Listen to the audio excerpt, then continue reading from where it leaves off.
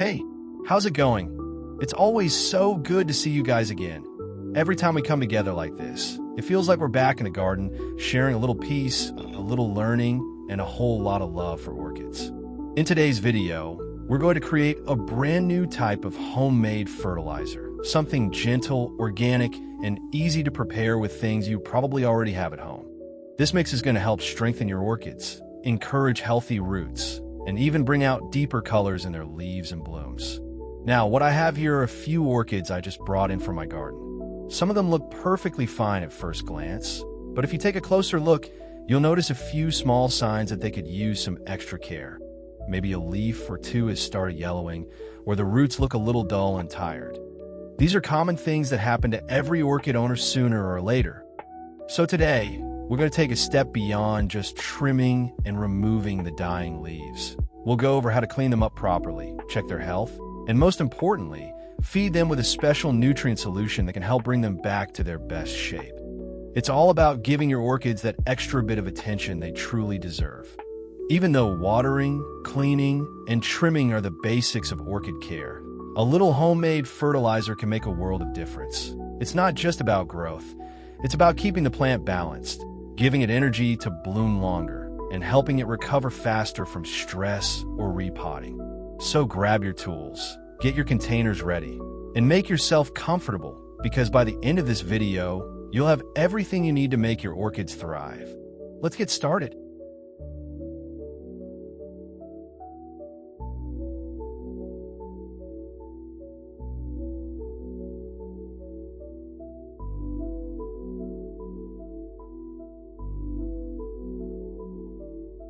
We will begin with a banana, one of the simplest and most useful ingredients you can find for your orchid fertilizer. Go ahead and peel off the skin carefully, because today, it's actually the peel that we'll be using. The banana itself, well, that could be your little reward, a light snack while we work.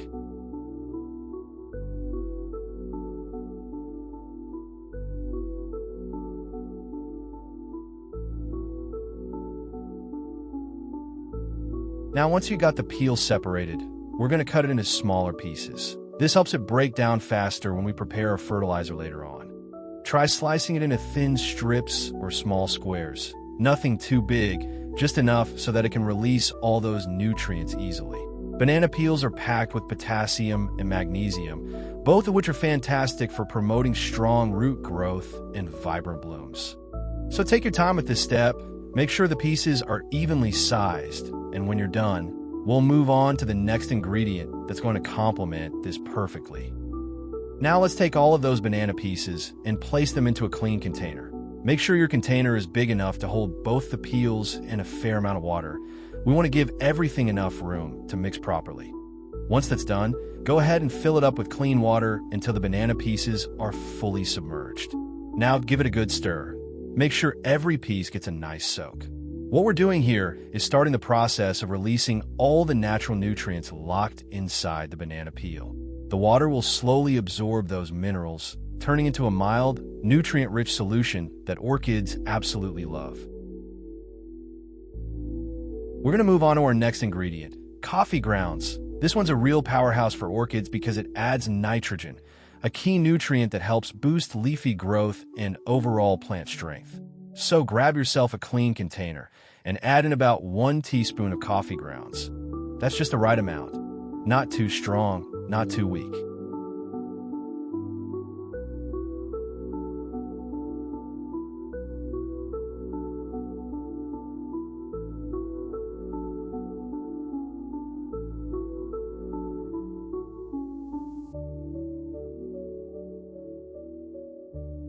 Once you've got the grounds in, carefully pour in some hot water, enough to fill the container, but leave a little space at the top.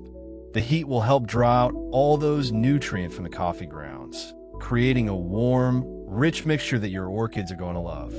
Now give it a nice, gentle stir, just enough to make sure the coffee is well blended with the water. You'll see the color deepen into a dark brown. That's a good sign. It means everything is dissolving properly. When you're done stirring, go ahead and close the lid tightly. Then wrap the container with a towel. This will help keep the warmth inside. allowing the mixture to steep and release even more nutrients as it cools down naturally. We'll let that sit for a while.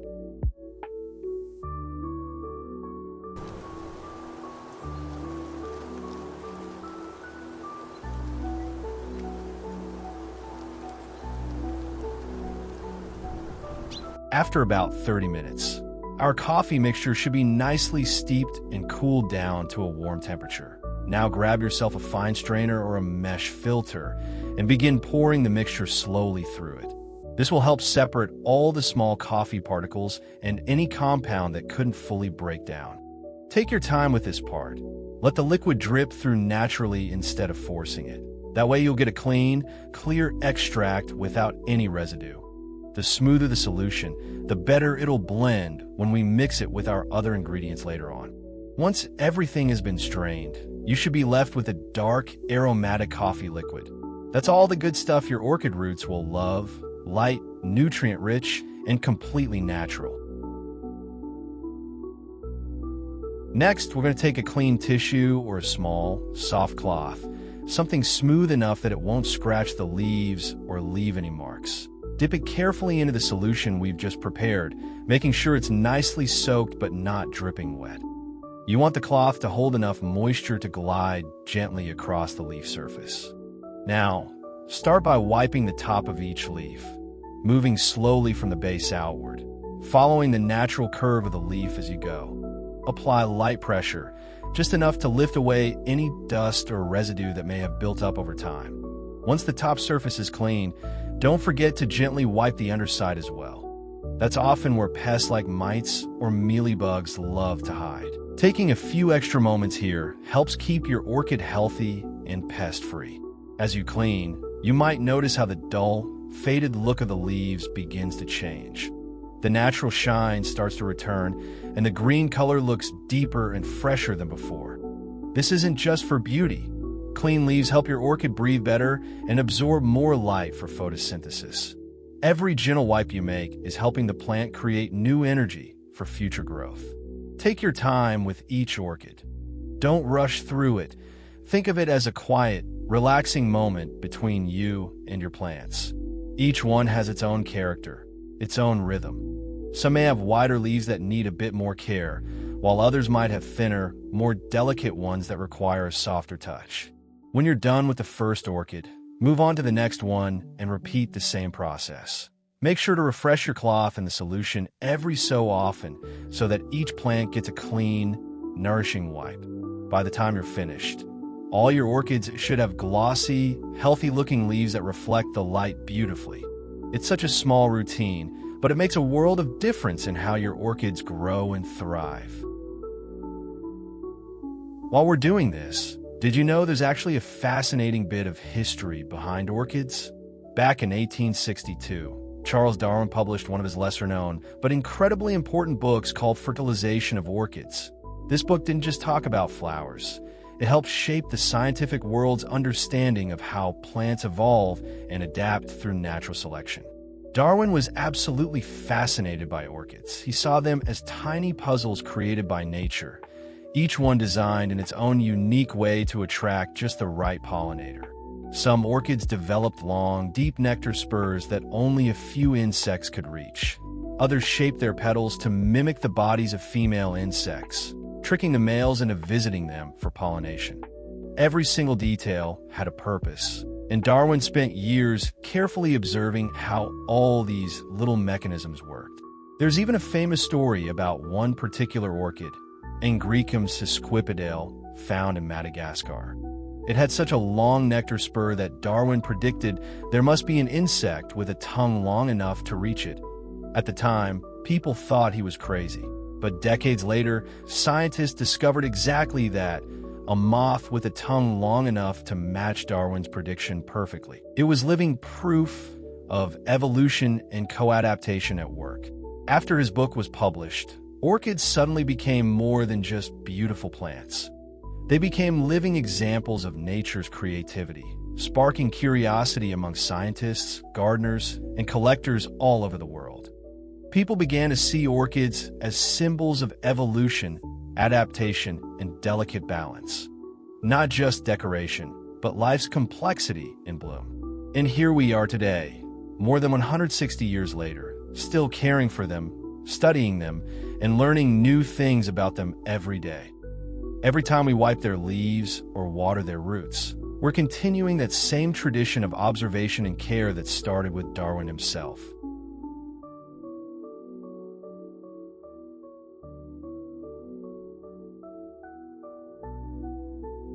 Now let's move into the next step, which is to mix our two solutions together. This is where all that patience and preparation come together to create one powerful, natural fertilizer for our orchids. First, take the banana solution that we set aside earlier. You'll notice the water has turned slightly cloudy and golden. That's a good sign. It means all the potassium, magnesium, and trace minerals from the banana peel have infused nicely into the water. Go ahead and pour it through a fine strainer into a clean container. This will help remove all of the banana pieces and leftover pulp, leaving us with a clear, nutrient-rich liquid base. Make sure to press lightly on the peels with a spoon if needed, just to get every last drop of that goodness out. Next, we're going to add in our coffee ground solution. Slowly pour it into the same container with the banana extract. You'll see the color deepen slightly, turning into a soft brown shade, almost like tea. Give it a gentle stir to help the two blend evenly together. As you do, the aroma might remind you of a cozy morning, a mix of sweet banana and warm coffee. It's quite pleasant. And that rich combination is packed with the perfect balance of nutrients that orchids love. Now we're going to pour that beautiful solution into a clean spray bottle. Make sure to use a bottle with a fine mist setting. That way, the spray spreads evenly without soaking the plant too heavily. As you pour it in, take a moment to notice the soft color of the liquid. It's rich but gentle, just the way we want it for our orchids. Once it's all settled, close the lid tightly and give the bottle a few gentle shakes. This helps make sure everything inside is mixed well and ready to use. Now it's time to apply it. Begin by lightly misting the leaves from a short distance. Move the spray slowly across the surface, giving each leaf a thin, even coat of the fertilizer. The goal is not to drench them, just a soft mist that allows the nutrients to be absorbed naturally through the surface of the leaves. This gentle method also helps refresh the plant, especially on warm days when orchids can lose moisture quickly. After misting the leaves, go ahead and give a few light sprays around the base of the plant. This ensures that both the roots and the surrounding media receive a touch of the nutrients too. Be careful not to overspray. Orchids prefer balance over excess. A little goes a long way with this natural mix. As the mist settles, you might notice the leaves glistening softly under the light. It's a simple but beautiful sight. Your orchids getting their share of natural nourishment, just like they would in a gentle forest rain. This step not only feeds them, but also helps clean their leaves and keeps them hydrated.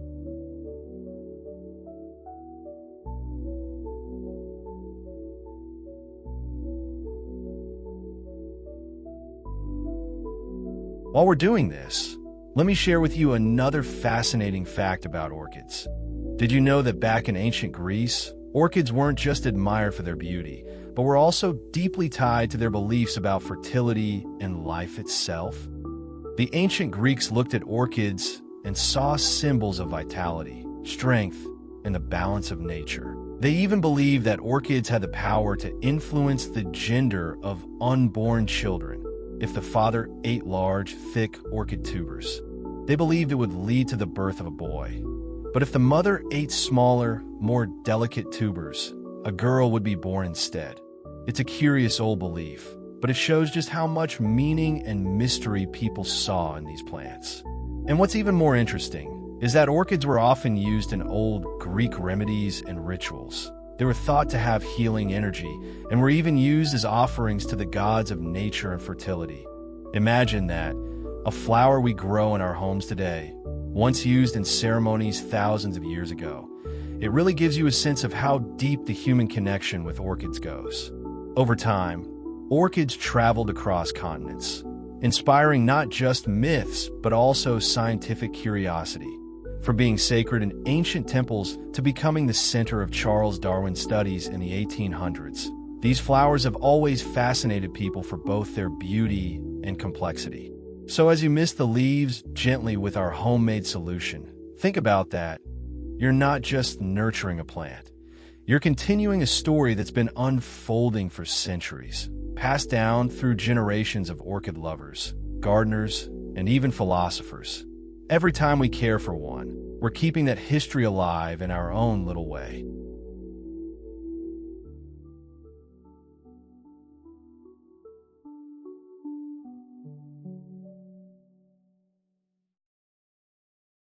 Next, we'll take the remaining solution and gently pour it around the orchids.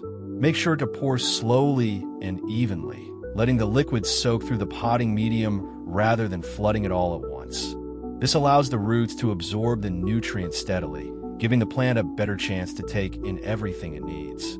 You'll notice how the water begins to seep through the drainage holes. That's a good sign. It means the roots are getting the moisture they need without sitting in stagnant water. Orchids really love this kind of gentle, rhythmic watering routine. It keeps the environment balanced and prevents root rot, which is one of the most common problems for beginners. As you pour, take a moment to look at the leaves and flowers again. See how they reflect the light? That soft sheen on the surface is a sign of healthy, hydrated leaves. The roots will start to plump up over the next few days, and the plant will look more vibrant overall.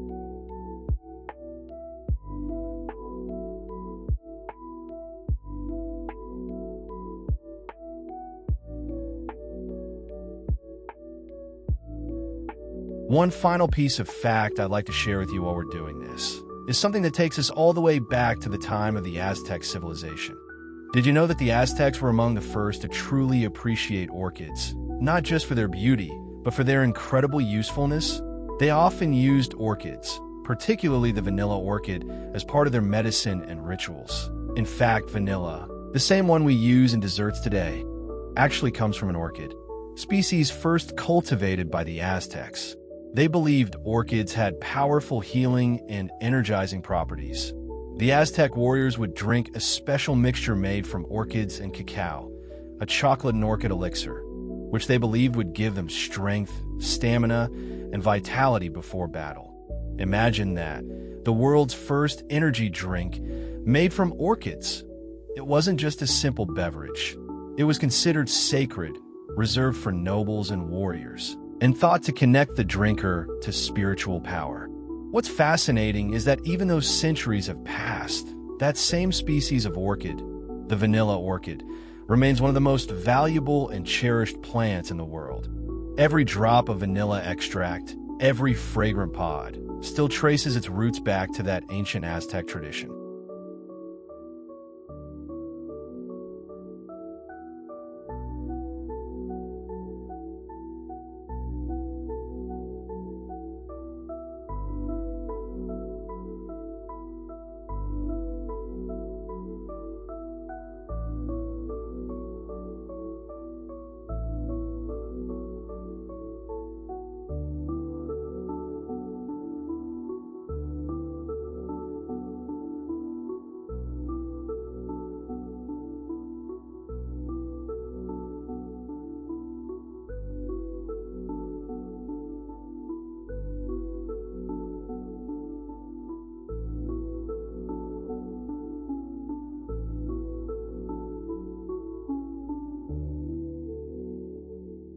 Finally, we'll proceed to clean up the leaves. This step might seem small, but it's actually one of the most important parts of caring for your orchid. When water sits on the leaves or collects near the crown, it can lead to waterlogging or even rot over time. So, what we want to do is take a clean, soft cloth or tissue, gently dab away any remaining water, and make sure every leaf is nice and dry. Start from the base of the leaf and work your way outward, wiping softly to remove any leftover moisture or dust. This doesn't just prevent problems. It also helps the leaves breathe better and keeps them looking glossy and healthy. You'll be surprised how much cleaner and fresher the plant looks after this step. If you notice any debris or tiny pests hiding around the crown or between the leaves, take a moment to gently brush them away. Keeping the orchid clean is like giving a quick health check. It helps prevent issues before they even start. And over time, this habit really makes a difference in how vibrant and long-lasting your plant becomes.